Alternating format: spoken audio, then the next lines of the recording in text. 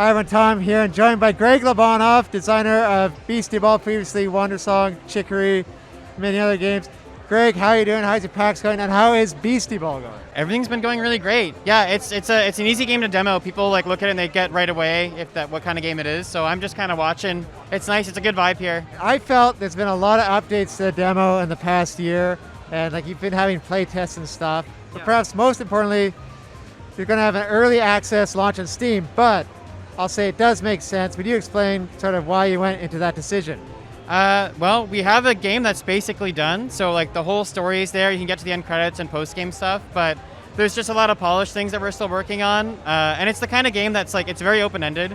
So the more people play it, we kind of find lots of weird little corners, and like it benefits a lot from feedback. So yeah, we want to be in a situation where we're getting feedback from players and working on the game while also finishing animation, because those things can all kind of happen at the same time.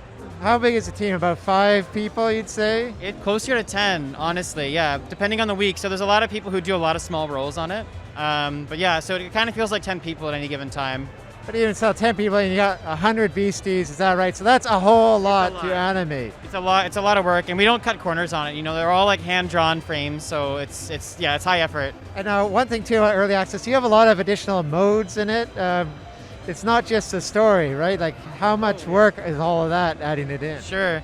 We keep adding features. So yeah, like the early access, besides like the RPG, there's like PvP stuff. There's like post-game challenges that are like really different formats. We added like a roguelike mode. I mentioned that on Twitter once. So yeah, there's just a lot of secret extra stuff in it. There's a lot of things to play that we're excited to finally reveal, basically. Well, Greg, I'll say you're still like one of the most prolific creators that I know of in terms of rates. Like looking back, it's like, well, I remember like when Chicory came out, and it doesn't feel that much longer. Well, you still have some that feel like they might only come out once a generation. Is there a secret to how focused you are getting these done?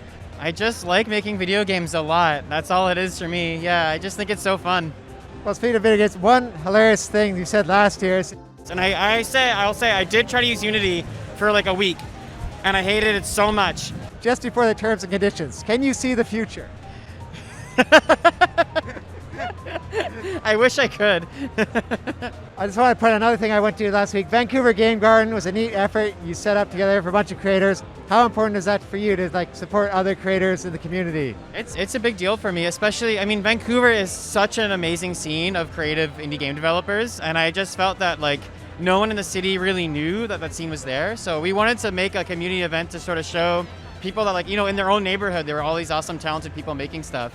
Greg, so last year there was like the spider clown beastie. Has there been a more horrifying beastie in your mind since then?